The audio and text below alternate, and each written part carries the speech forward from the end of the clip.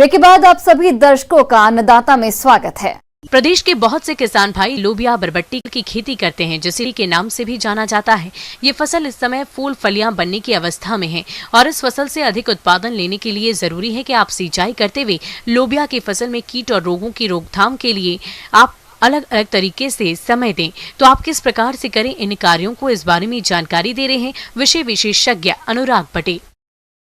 किसान भाइयों, आपके खेत में इसमें लोबिया की फसल लगी हुई होगी, जिसे हम काउपी कहते हैं, बरबटी कहते हैं कहीं कहीं पर। तो अब इस फसल में विशेष ध्यान देने की ज़रूरत है। मुख्य रूप से इसमें फसल बढ़ रही होगी, तो ये फसल मुख्य रूप से आप दो पर्पज़ से, दो उद्देश्यों से लगाते हैं। एक तो सब्जी के हिसाब से, उसकी बरबटी को बेचकर सब्जी उसकी खाते हैं हम, और दूसरे दाल के लिए इसका उपयोग करते हैं। अब बात आती है इसमें खरपतवार निदा नियंत्रण की। आप अगर लाइन से इसको लगाए हुए हैं तो आपने देखा होगा कि यार किसी खेत में खरपतवार बहुत ज़्यादा संख्या में हो। सामान्यतः खरपतवारों की बढ़वार भी बहुत तेज़ होती है, तो खरपतवार जो है फसलों को दबा देते हैं। वो उसमें प्रकाश नहीं आने पाता है, उसमें हवा नहीं आने पाती है, नमी चूस लेते हैं ज़मीन से, पोषक तत्व चूस लेते हैं ज़मीन से। इसके अलावा कीट और व्याधियाँ भी उनके कारण बहुत ज़्यादा आती है। वो कीट एवं व्याधियों को आश्रय देते हैं और वहीं से कीट और व्याधि जो है फसलों पर चली जाती है, इसलिए फसलों को कभी कभी बहुत ज़्यादा नुकसान हो जाता है। तो लाइन से है तो मेड़ नाली पद्धति में है तो उसको आप निदाई कर लें, उसमें डोरा चला लें, उसमें हैंड हो चला लें, इस टाइप से उसकी निदाई कर सकते हैं। और यदि लाइन से नहीं है तो मैनुअल एक एक खरपतवार निकालकर उस खरपतवार को उसमें से खेत को साफ करें।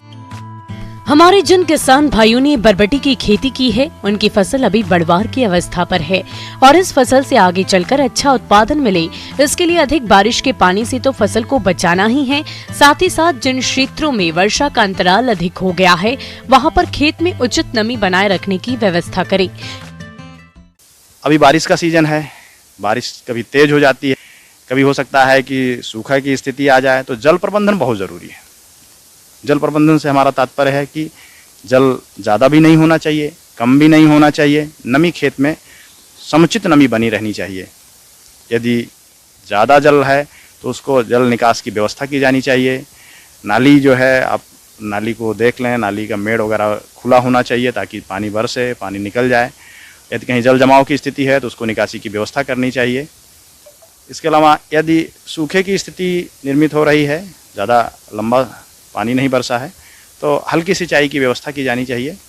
अगर आप सिंचाई कर देते हैं क्रांतिक अवस्थाओं पर, खासकर फलियां बनने की अवस्था पर, तो आपको अच्छी खासी फलियां मिल जाएंगी और इससे आपकी फसल भी बच जाएगी।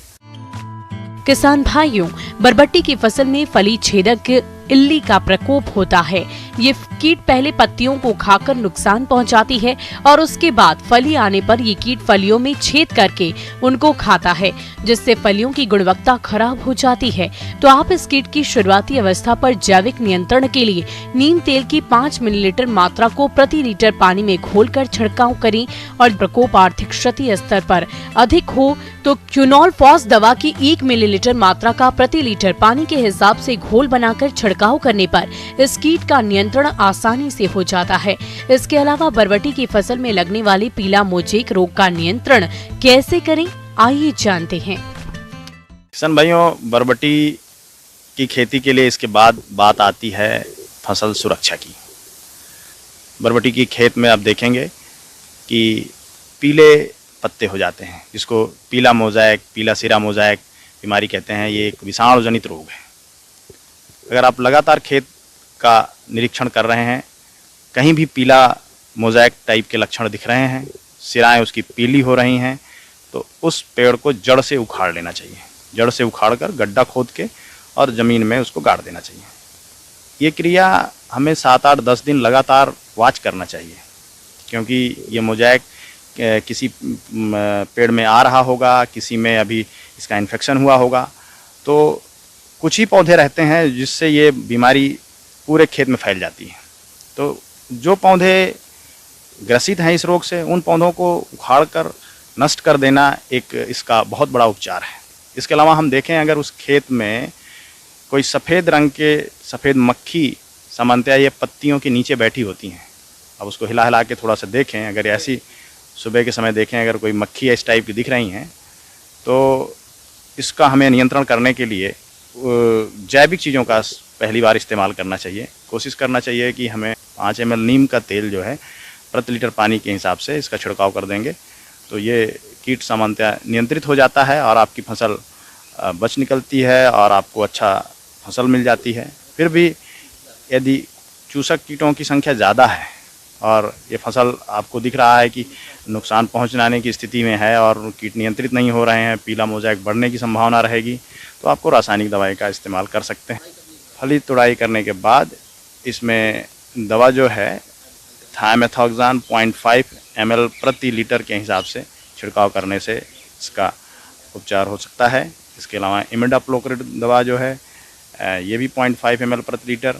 इसके अलावा इमामेक्टिन बेंजोएट का भी इस्तेमाल कर सकते हैं, लेकिन फलियों को तोड़ लेने के बाद ही, सारी फलियों को तोड़ लें उसके बाद ही इसका इस्तेमाल करें, ताकि 5-7 दिन तुड़ाई का कोई अवसर ऐसा ना रहे कि हमको फसलें तोड़नी पड़ें या फलियाँ तोड़नी पड़ें।